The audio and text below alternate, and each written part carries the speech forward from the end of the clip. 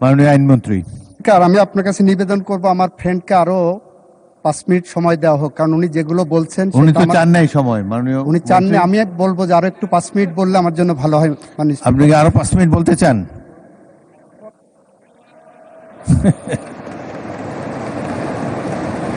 মাননীয় সদস্য, উনি বলার পরে আর আপনার বলার সুযোগ হবে না। আপনি বললে এখনই বলতে পারেন, যেহেতু আইনমন্ত্রী আপনাকে। আইনমন্ত্রীর বক্তব্যের পর বিষয়টি আমি ভোটে দেব। মাননীয় আইনমন্ত্রী। মাননীয় স্পিকার, আমার লার্নেড ফ্রেন্ড যেটা লিখে নিয়ে এসেছিলেন মনে হয় শেষ হয়ে গেছে সেটা, সে কারণে আমি ভাবছিলাম আরো 5 মিনিট উনি বললে আমার পক্ষেই চলে যেত। মাননীয় স্পিকার, উনি একটা কথা বলেছেন, একটা বইয়ের থেকে পড়েছেন, রাষ্ট্রের 3টি অঙ্গ, কেউ সার্বভৌম নয়। এটা উনার স্টেটমেন্ট, উনার আজকের বক্তব্যের অংশ। এক্স্যাক্টলি আমার সংবিধান, আমার রাষ্ট্র, আমার সংসদ যে কোনো আইন পাশ করতে পারে। সে আইনের, সেই সংবিধান সংশোধনের গার্ডিয়ান হলেন সুপ্রিম কোর্ট। সুপ্রিম কোর্ট সেটাকে বলতে পারে এটা আল্ট্রা ভাইরাস না ইন্ট্রা ভাইরাস। সেখানে আবার আমাদের সংবিধান এবং সুপ্রিম কোর্টের জাজমেন্ট, যে মাজদার হোসেন মামলার কথা বলছেন, মাজদার হোসেন মামলাতেই বলা হচ্ছে Supreme Court can not dictate this parliament to pass any law. Supreme Court বলতে পারে এটা ভালো, এটা খারাপ। সুপ্রিম কোর্ট বলতে পারে না পার্লামেন্ট তুমি এই আইন পাশ করো। মাজদার হোসেন কা মামলার রেশিওতে সেটাই বলা হয়েছে। মাননীয় স্পিকার, উনি যে বইটা রিলাই করলেন সেই বইটা হলো মাহমুদুল ইসলাম সাহেবের কনস্টিটিউশনাল 3rd এডিশন, 946, 47, 948। এই 3টা পেজ আমার বন্ধুকে পড়ে, আমার মাননীয় সংসদ সদস্যকে পড়তে বলবো। সেখানে মাজদার হোসেন মামলার পোস্টমর্টেম আছে, সেখানে স্পষ্ট করে বলা আছে, অ্যানালজি দেওয়া আছে, রেফারেন্স দেওয়া আছে, আলোচনা করা আছে যে সুপ্রিম কোর্ট এই পার্লামেন্টকে ডিক্টেট করতে পারে না যে এই আইন পাশ করো বা করো না।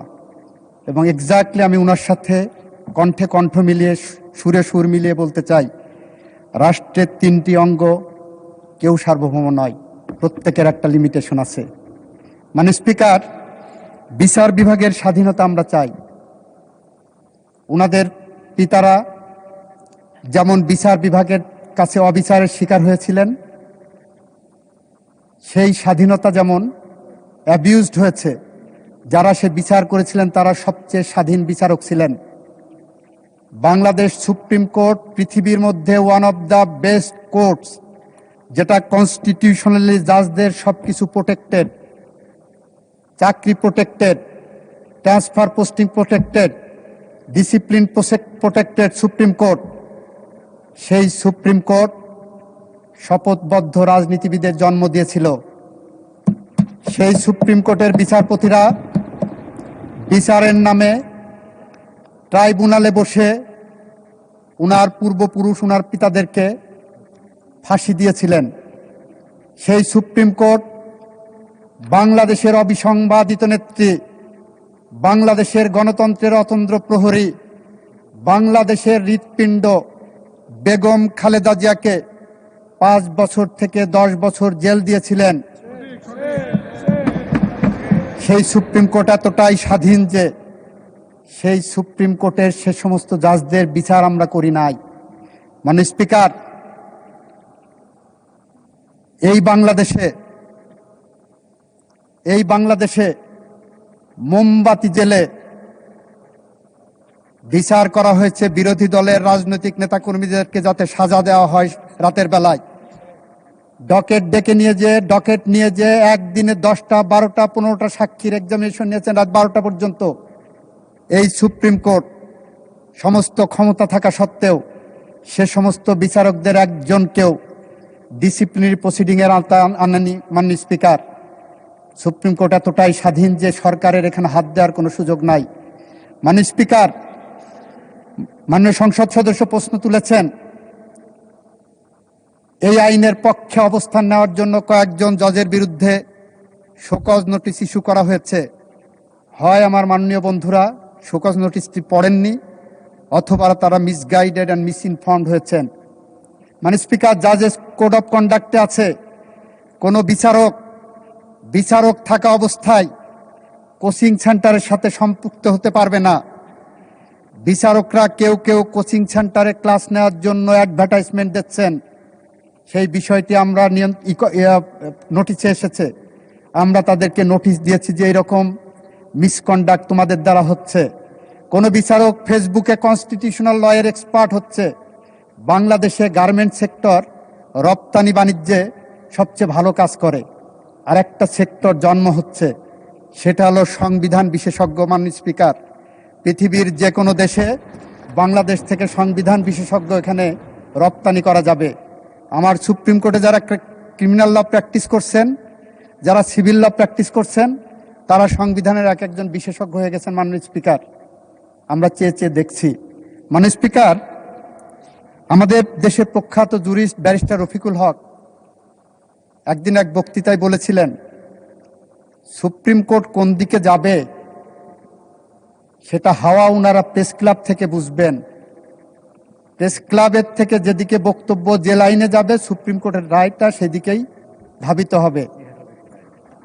আমাদের সুপ্রিম কোর্টের সম্পর্কে উনি আরেকটা কথা বলে গিয়েছিলেন, যখন সুপ্রিম কোর্ট নিজের স্বার্থ রক্ষার জন্য প্রয়োজন হয় তখন সুপ্রিম কোর্ট সেই রায় তার পক্ষে নিজের মতো করে দেন।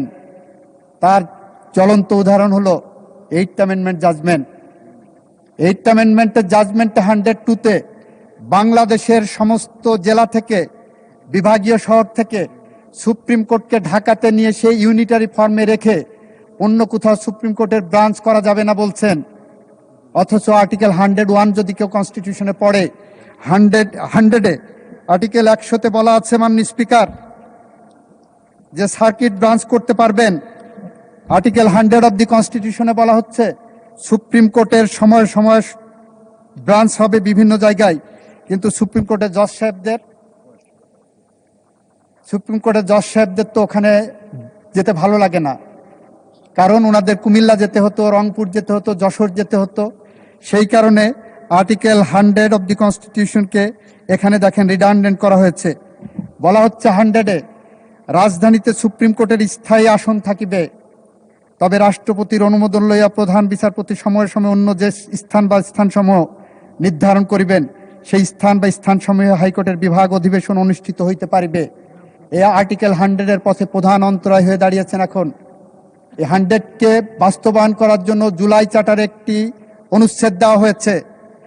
সেই জুলাই চার্টার এবং আর্টিকেল 100-এর উপরে প্রধান অন্তরায় হয়ে দাঁড়িয়েছে এখন 8ম সংশোধনের রায়। মাননীয় স্পিকার, বিচার বিভাগের স্বাধীনতার যে ধারণা ওয়ার্ল্ড ওয়াইড, সেই ধারণাটা হলো একজন বিচারকের নিয়োগ কি হবে। এখানে যে স্বাধীনতার কথা বলা হচ্ছে সেটা হলো নিম্ন আদালতের স্বাধীনতা।